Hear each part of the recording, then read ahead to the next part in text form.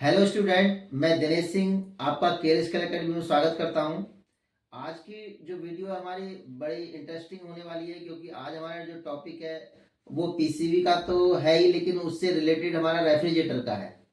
तो अभी हमारे कुछ स्टूडेंट बैठे हुए हैं, उन्होंने ऐसी बात छेड़ दी थी कि भाई हमारा जो फ्रिज, डबल डोर का जो फ्रिज है, उसमें जो टाइमर और बायोमेटल और आपका थर्मल फ्यूज, कंप्रेसर और आपका ओएलपी वगैरह ये कैसे काम करते हैं। तो आज हमारा इसी पे इस वीडियो रहेगा एक, और बहुत ही इंटरेस्टिंग ये वीडियो बनेगी। आप देखेंगे तो आपको भी समझ में आएगा कि ये किस तरीके से काम करता है। तो आइए समझते हैं कि ये कैसे काम करते हैं। जैसे आप देख सकते हो, ये डायग्राम बना रखा है। तो ये हमारा डबल डोर फ्रिज का ही डायग्राम है। तो सबसे पहले इसमें बताया गया है कि सबसे पहले फेस जो लाइन है वो सीधा हमारी इस थर्मोस्टेट पे आती है, और थर्मोस्टेट के बाद ये लाइन इससे पहले से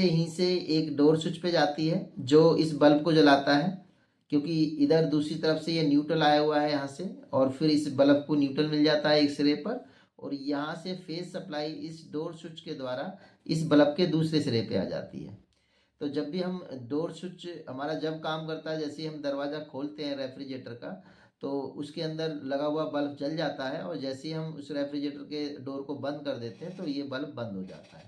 तो ये तो कार्य रहा हमारे डोर स्विच और बल्ब का काम। उसके बाद कार्य आता है हमारा थर्मोस्टेट का। थर्मोस्टेट जो है हमारा इस टाइमर को सप्लाई देता है, और टाइमर के अंदर ये 4 सिरे होते हैं, यानी 1 2 3 4। तो इसकी जो पिन नंबर 3 है, इस पे सीधा थर्मोस्टेट से सप्लाई हमारी 3 नंबर पिन पे चली जाती है,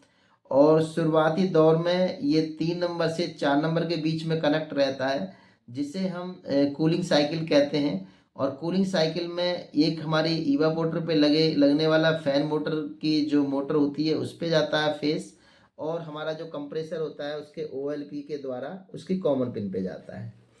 इधर से जो न्यूट्रल है हमारा, इस सिरे से न्यूट्रल होता हुआ इस थर्मल फ्यूज पे आता है, और थर्मल फ्यूज से होता हुआ इन दो हीटरों के द्वारा न्यूट्रल हमारा सीधा इस बायोमेटल पे आ जाता है, और बायोमेटल से सिरे से होता हुआ इस एक मोटर के सिरे पे एक नंबर पिन पे आ जाता है। दोस्तों, ये जो हमारा जो पहली साइकिल जो टाइमर काम करती है, ये 8 घंटे की साइकिल होती है, जिसे हम कूलिंग साइकिल बोलते हैं। और जैसे ही 8 घंटे पूरे हो जाते हैं तो ये कूलिंग साइकिल हमारी बंद हो जाती है, क्योंकि जो 3 नंबर से 4 नंबर की कनेक्टिविटी है ये टूट जाती है, और ये 3 नंबर और 2 नंबर पिन आपस में कनेक्ट हो जाते हैं।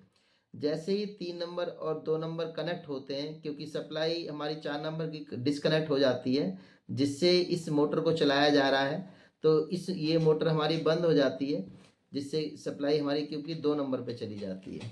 जैसे ही सप्लाई 3 नंबर से 2 नंबर पे आएगी, तो ये हमारी बायोमेटल पे आ जाएगा, और बायोमेटल से होता हुआ हीटर के इन दोनों पॉइंट पे आ जाएगी।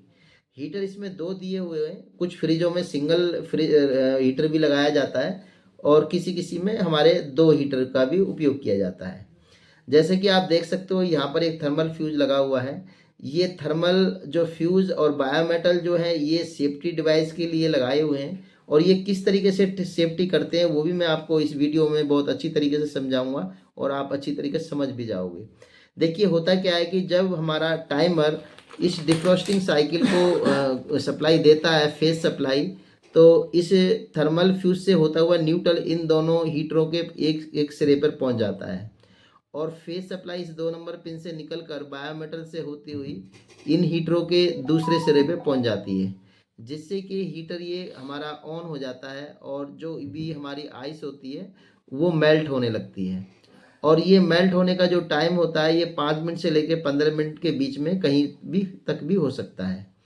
यदि 15 जैसे ही डिग्री टेम्परेचर हमारा हो जाएगा, तो उस केस में हमारा थर्मल फ्यूज इस सप्लाई को कट कर देगा, और हमारी ये सप्लाई यहाँ से कट हो जाएगी। उसके बाद जैसे ये सप्लाई कट होगी यहाँ से, तो फिर उसके बाद हमारा जो ये टाइमर का जो टाइम है, जो 15 मिनट का टाइम दिया जाता है इसके अंदर, ये थोड़ी देर में इस 4 नंबर 3 से 4 को कनेक्ट कर देगा, और हमारी फिर दोबारा कूलिंग साइकिल चालू हो जाएगी, और हीटर से होता हुआ न्यूट्रल इस थर्मल फ्यूज और बायोमेटल के द्वारा सीधा इस मोटर के एक नंबर पिन पे आ जाएगा, यदि गलती से यदि जिस टाइम हमारा ये डिफ्रोस्टिंग साइकिल काम कर रही होती है, गलती से यदि हमारा ये टाइमर शॉर्ट हो जाता है और हमारा ये बायोमेटल भी शॉर्ट हो जाता है, उस केस में हमने हमारे इसमें एक थर्मल फ्यूज लगा होता है जो कि ये 72 डिग्री और 75 डिग्री पे काम करता है। जैसे ही यदि इससे ऊपर टेम्परेचर हो जाता है किसी भी वजह से, कि वो रेगुलर चलेगा क्योंकि हमारा